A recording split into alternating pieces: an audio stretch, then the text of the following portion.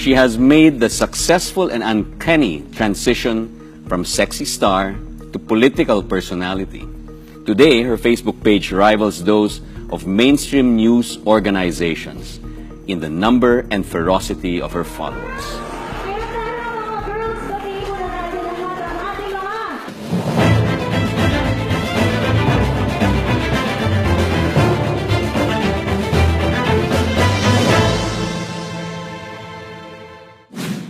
Good evening. I'm Tony Abad, and this is Political Capital. With us tonight, the champion of the DDS. Is that Davao Death Squad? Of course not. Is there such a thing? True. See? Is it? Baseless. Ladies and gentlemen, Mocha Uson. Hello, Tony. Yes, welcome, Mocha. Thank you so much for joining us this evening. Finally, nice to meet you in person. I watch you. I mean, I've been, some of your interviews. So it's been mutual. Oh, I've been watching you as well. Okay. Yeah. So you've made a very interesting, like I said, a very interesting transition. No? Or is it like, would you call it an evolution of the Mocha Uson of 5 years ago to the Mocha Uson of today, at this moment? It's not intentional. Yes. I guess it just came out naturally. Would you have imagined what you were doing today? No. 5 years ago? No, not at all. Not at all. Well, what is your own analysis, self-analysis? Well, can you tell me, what am I doing now anyway? Like I said, you have a blog. You are a social media personality because of the phenomenon of social media. What you say actually matters. So you have certain opinions about government, about governance, about this government, about the past government, about people who oppose it, and people want to hear about that. So yung mga sinasabi mo may kahulugan for the viewing public. And you ended up being one of the strongest voices in social media. There must have been something that triggered your, I guess just like the rest of the Filipinos, we're tired of corruption, tired of crimes, and injustice. My father was a judge in Pangasinan. He was killed in an ambush shooting. He was murdered because he was handling a very sensitive case. It's a mayoralty electoral protest. Okay, I'm sorry to hear that. So that's where I'm coming from. Okay. So it was you could say it's a politically motivated Yes, sir. death. Yes, sir. It's your father in Tayug, in Tayug, where my father was born and grew up. No, and that happened 14 years ago. Several years later, there's still no justice. Okay, so it's still unsolved. Yes, but the prime suspect was a mayor, and that mayor was also murdered. I guess karma. Karma. But at the same time, I guess you're looking at the system. Yes, the Sistema. opo. Why is it that people have to die that way? Yes, because we have a very corrupt government where the government officials are the criminals. Sa tingin niyo po, why does that happen? Why do we end up electing criminals? I mean, these are supposed to be the people who are taking care of us. The thing, sir, is they're called traditional politicians. Yes. Election period, campaign period, they're very good with words, full of promises. And when they get elected, they forget all their promises. I guess they become criminals because they only think of themselves. They only think of their own interests. And they don't have the love for the country. And that's what I and the rest of the Filipinos saw in Duterte, his love for country. Okay. Did you see that up close? I mean, sort of up close and personal. You could tell that he really was for the people. Yes, of course. Because the Mocha girls, my group, we have performed in Davao City a couple of times. And Davao City is clean. The streets are clean. The people follow the rules, the law. In fact, our MMDA now, they're studying Davao City. They like to pattern after Davao City. And we've been talking to Davaoenos, and we always hear how much they love their mayor. So there's something wrong with the system, obviously, in the Philippines. I gather that is what you want to correct. Yes. That's what you're fighting against. But, well, you must have thought about it. Do you have a strategy? Are there some laws or some reforms that you're thinking of that should be pushed, so that the people should actually come, fight for, ipaglalaban? Ano yung dapat i-target natin? That's why the people love Duterte, because President Duterte is the one fighting for the people, especially for the poor and needy. In his first 100 days, he already did that. Last September 12, he finally reconvened PARC, Yes. Presidential Agrarian Reform Council, which is the highest policy and decision-making body of agrarian reform, dispute and matters. What do you think about agrarian reform, land reform? That was neglected during the previous administration. Yung konsepto ng human rights, no? I mean, everyone is entitled to human rights. So, it's the OFW or tayo, we all have a right to our human rights, no? Ano sa tingin nyo ang dapat gawin para lahat may human rights guarantee? Dapat po siguro maging fair yung Commission on Human Rights. Okay.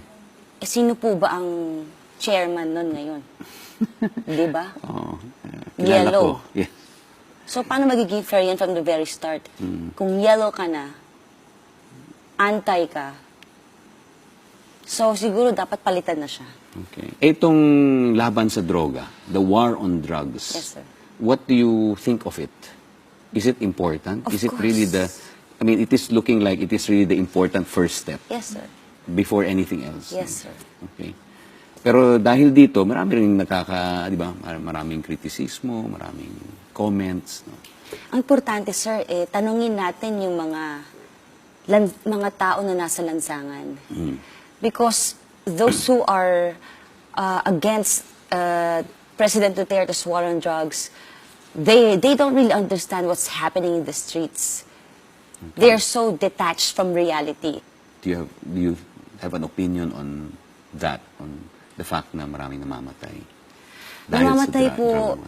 yung mga kriminal dahil nanlalaban po sila. Okay. Pero tignan din po natin kung gaano karami yung sumuko. Almost 800,000 drug addicts surrendered voluntarily. Okay. At because President Duterte has the heart for the poor, he is very busy building drug rehab centers. Meron na po yung una sa Nueva Ecija. And I think completion is, matatapos na po yan this year. It will accommodate 10,000 drug victims, patients, surrenderers. So, sabi nga, may mga ganong casualties, but we are at war. Okay. I want to know more about those interesting convictions of yours. I have to draw it out in conversation. But thank you for being a good sport, Mocha. When we come back, Mocha's convictions on different issues. Stay with us.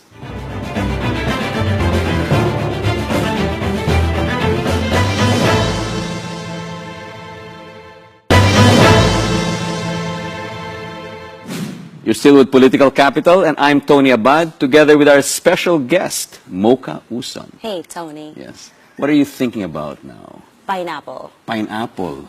Because you have a pen. Yes, okay. We don't have a pineapple. That's right. Then I Pineapple have to come is back good for with an you. apple. I have a pineapple. You have an apple. Then I have a pen. So, we were talking about your Exercise. exercise. No kidding. You need exercise, no? Well, but now we do a little mental exercise. Okay. If you don't mind. Sure. What do you think is the one important reform na kailangan gawin, no? Which we can see might happen or is possible in the Duterte administration? The Duterte administration is, 100 days old, 110 days Yes. old. Marami na pong nangyayaring mga pagbabago. He is fulfilling his promise that he's going to protect the interest of the poor, of the ordinary Filipinos. So, basic lang naman po yan eh. Yung mga naaapi, nabibigyan po ng boses ngayon. Sir, katulad po ng mga OFWs, meron na po tayong tinatawag na one-stop service center for OFWs. One in POEA, Ortigas, and one in Clark, Angeles, Pampanga. You are clearly supporting the Duterte administration. Are you purely a volunteer or are you working for the administration? What do you think? I'm guessing you're a volunteer. Yes, sir. 100% volunteer. Okay. So you're not earning income No, sir. from the administration. I'm doing this not for myself. All my efforts now, ginagawa ko po ito para sa pamangkin ko na 10 years old at isang 5 years old.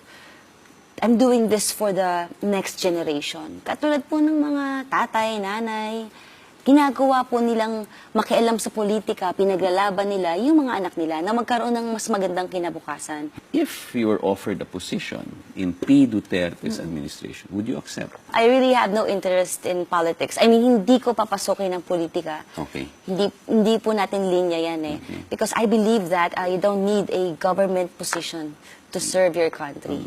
Do you find people going more to Facebook away from, regular channels, regular newspapers?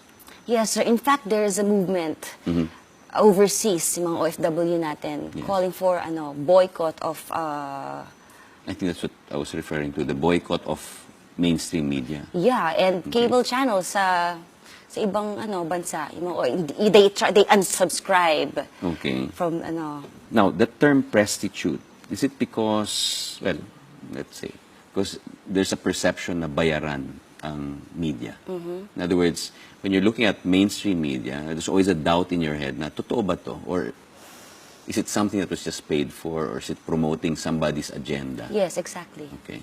And you believe that? Hindi ko naman po, I'm not generalizing. When Yes. you read my post on my Facebook, I did not say all mainstream media are bayaran or all journalists are prostitutes. Okay. There are a couple of journalists that I respect, mainstream media, like Bloomberg Philippines, Okay. Who do you respect? TV5, Tony Abad, Oh, really?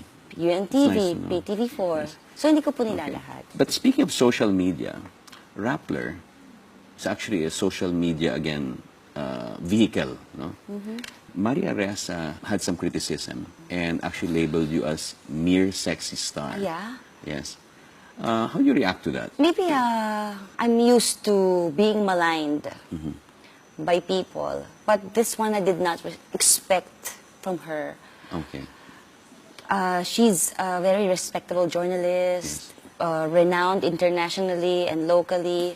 Let's say I'm a little offended, but I think it's the people who are more confused why this article write-up came out from Maria Ressa. Yes. Because the topic was about Facebook algorithm. Okay. And then the picture was my face. And yung sa umpisa, she did a personal background. Okay. Kaya lang po, dun sa background na yon, patungkol sa akin, ang sinabi niya na ako'y mere sexy star, gyrating, sex blogger, making out with her Mocha girls. Is there any truth in this? Yes, meron. Pero that was the past. Okay. But if you're going to do a background check, sana isinama mo na rin yung pamilya ko, ano yung tinapos kong edukasyon, saan ako nag-aral. Do you think there was an agenda? Yes, of course. Nagulat yung mga tao dahil bakit parang may pang-aapi doon. Okay. Are you happy now compared to, again, the Mocha Uson of 5 years ago? Yes, I'm very much happy now because I have a purpose now. Is it possible to actually criticize yung government, but at the same time, not be labeled as, mere criticism, critical or Yes. being opposition. No? Yes, of course. Oo. I'm also critical of this administration. Patungkol sa BOC or Bureau of Customs, there are still complaints from the OFWs that their balikbayan boxes are still being opened. Okay. So you also advocate, I guess constructive criticism. Apo. Kailangan din may mga nagrereklamo Pagbabago. pag may problema. Opo, diba? yes. So, and then when we look at media, is it possible to be critical of the administration na hindi natin titignan na bayaran? Of course. Yes. And then how can we sort of, is there a way we can tell kung medyo talaga, parang sincere or parang binabayaran lang? Siguro maganda po, maging balanse po yung mainstream media. Because they're putting 150% effort, focus here on the negative aspects of Duterte. Pagmumura, foul mouth. Sana they give equal focus and energy on highlighting the positive things in the Duterte administration. Tony, you see, it's like, I have a pen, I have an apple. Yes. Answer. Apple pen. Yes. So, dapat fair, balance lang. That is profound. Thank you, sir. So we will take a break for now. When we come back, ladies and gentlemen, more of Mocha Uson. Stay with us.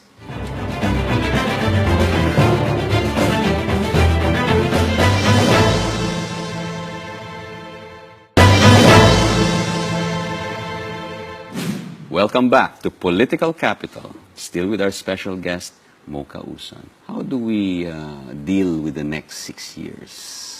Ano yung sa tingin mo ang mangyayari? Your crystal ball. Very positive. We're very hopeful. Okay. Dahil nga po, 100 days pa lang. And he has accomplished so many. Kahit na ngayon parang mukhang kalaban na natin ang Estados Unidos, ang European Union at ang United Nations. Yes. I trust our president. He was here, di ba? You interviewed him. And he's smart. He's intelligent. He knows what he's doing. Your blog is turning out to be an important parang barometer of the Pulso ng bayan. pulso ng bayan, parang political temperature. You know if something is very hot, no, hot topic. I wanted to ask you, who is Mocha Uson? Who is Mocha Uson to the ordinary Pinoy? Ang sabi nila sa akin, ako'y isang messenger na naghahatid ng mga hinaing ng ordinaryong mamamayang Pilipino sa mga kinaukulan. Do you ever deliver messages personally? Yes, of course, yeah. Pinakauna, my very first interview was with the president himself. Okay. I made a survey. I conducted a survey on Facebook. I asked the followers, what are your top 10 wish list that you would like our president to do in his first 50 days? So, number 1, sumbungan, hotline direct to the president's office. Okay. And then OFW concerns. At naipaabot natin yun kay Pangulong Duterte. So how do you want to be remembered? May puso para sa tao at sa Pilipinas. Mahal yung bansa niya. Mukhang nagkaroon ka ng wardrobe change lately. Is there any reason that, you consciously change your outfits from a different, to change your persona, so to speak? Kaya ako nagpalit actually para mas comfortable. Not that I'm disappointed, no? But you see, alam mo ano ganito yun? Yes, you've noticed the changes. yes. People were bashing me because I'm too sexy, raunchy. So what I did was, nagbago ako ng suot ko. Okay. Bago na pants, nag-cover up na ako. But guess what? You're They still still bash me. Because you're still sexy. Kumbaga, sabi ko, I'm not going to change for them. If I want to change, I'll do it for myself. Yes. Because you cannot please everyone. If they don't like you from the very beginning. But how do you see? How do your followers see you? Do you have maybe beyond your team, your Mocha girls, no? Do you have a circle of friends or people you know who can really provide you the support no matter what, no judgment, no? My family. Your family. I don't usually do this, but is there a message as a messenger? Is there a message you want to share with our viewers, with the public? I don't know if the president will be able to watch this, and we don't even know if he reads Mocha Uson blog or the sentiments of the people on Facebook. But this message is for the president.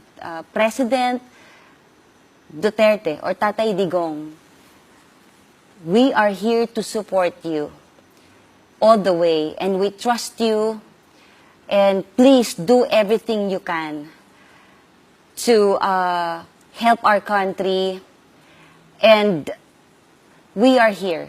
Please don't lose hope and don't change. Would you ever see yourself actually writing something na may susulat ka na negative tungkol kay President Duterte? Mangyayari lang yon kapag lumambot siya, if he becomes soft. The reason why the people voted for President Duterte, dahil sa pagiging matapang niyang mayor sa Davao City. Okay. At yun ang inaasahan ng mga bumoto sa kanya, na hindi siya manlalambot pagdating sa droga, korupsyon at kriminalidad. Okay. And he promised that yung mga nagkasala noong nakarang administrasyon will not go unpunished. Kailangang mayroong managot. And ladies and gentlemen, this is Mocha Uson. It's been a privilege for us and an honor. Same here, Tony. Thank you. Yes. This is Tony Abad for Political Capital. Thank you, and we'll see you again next week.